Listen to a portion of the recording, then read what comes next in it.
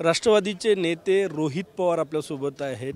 रोहित पवार जेव्हा या अधिवेशनात येतात, विधिमंडळ परिसरात येतात, तेव्हा त्यांचं जॅकेट रोज एक वेगळा मेसेज देत असतो। आज MIDCचं जॅकेट आहे, काल वेगळं यूथ अँड स्पोर्ट्सचं जॅकेट होतं। काय सांगायचं आज तुमच्या जॅकेटला?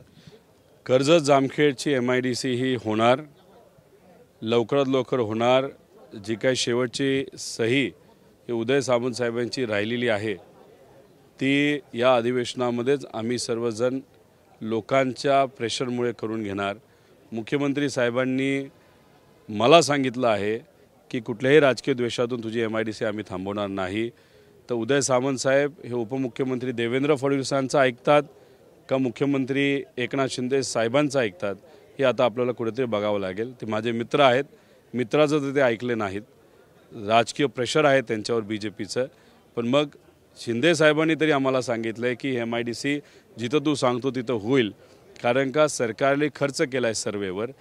दोन्ही तालुक्याचा सर्वे केल्यानंतर दोन्ही तालुक्याला जिथं फायदा होईल अशाच ठिकाणी MIDC होणार आहे।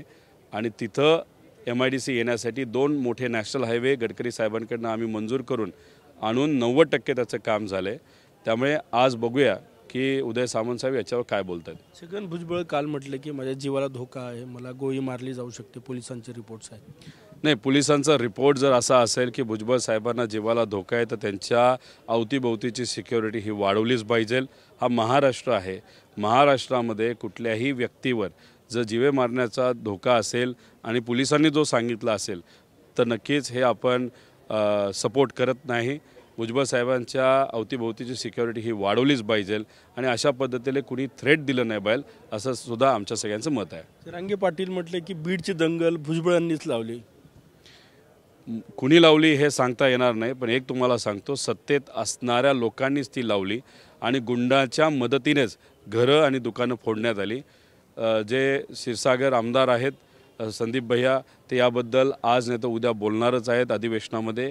खरं काय घडलं ते स्वतः तिथं सांगतील, ते तिथलेच आहेत। आणि जे काही गुंड होते, कसे आले, कुठून आले, कोण त्याच्या मागे, याच्याबद्दल स्पष्टीकरण हे संदीप भैया क्षीरसागर देतील।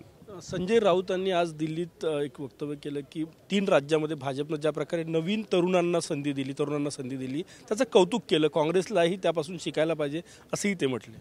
असं आमचंही मत आहे की नवीन प्रयोग केले पाहिजे, नवीन चेहऱ्यांना पुढं आणलं पाहिजे, नवीन चेहऱ्यांना तिकीट दिली पाहिजे। तसंच हिमतीवर, वेगळ्या ताकदीवर लोक आपल्याबरोबर आहेतच, पण कुठं ना कुठेतरी विचार तोच ठेवून पद्धत फक्त बदलावी लागेल। आणि ती जर बदलली गेली तर नक्कीच यश आपल्याला येऊ शकतं। यश तर येणारच आहे, पण अजून जास्त ताकदीने यश येईल महाराष्ट्रामध्ये असं आम्हाला सगळ्यांना वाटतं। नवीन तरुणांना संधी द्यायला पाहिजे तुम्ही म्हणता, आमचे हेच मत आहे। मग अजितदादांनी तेच म्हटलं होतं की सिनियर पवारांनी निवृत्ती घ्यायला पाहिजे, आम्हा सगळ्यांना संधी द्यायला पाहिजे। मी काय बोललो, विचार तोच। अजितदादांनी विचार बदलला आहे, विचार बदलायला कोणी सांगितलं होतं? विचार तोच ठेवून पद्धत वेगळी, एवढंच आमचं सगळ्यांचं मत आहे।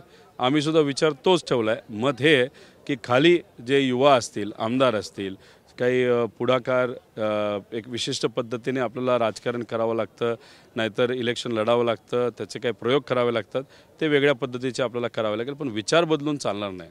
अजितदादांनी विचार बदलले नसते, समजा हा निर्णय घेतला नसता तर शरद पवार साहेबांनी निवृत्ती घेऊन सुप्रियाताई यांनी अजितदादांच्या हातात सूत्र दिली असती। मार्गदर्शक कधीही निवृत्ती घेत नाहीत, एक तुम्ही समजून घ्या। मार्गदर्शक हे कायम आपल्याबरोबर राहतात, ते आपल्याला मार्गदर्शन करतात।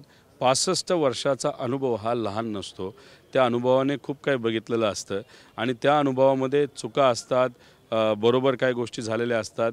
आणि परत जर आपण आपल्या लेवलला विचार करून जर चुका त्याच करणार असेल तर मग आपला लोकांचा वेळ जाऊ शकतो। त्यामुळे अनुभवातून बरंच काही आपण शिकू शकतो। त्यामुळे साहेब हे आपल्या सगळ्यांचेच मार्गदर्शक आहेत।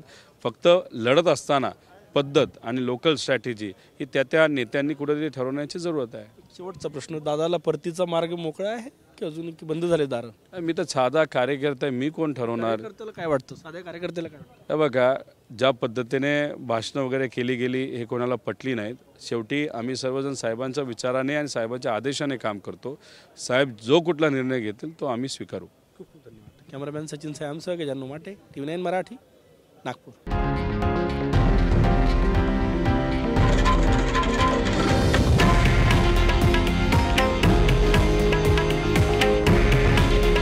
हे आहे देशातील नंबर 1 न्यूज नेटवर्क आणि आपण पाहत आहात TV9 मराठी.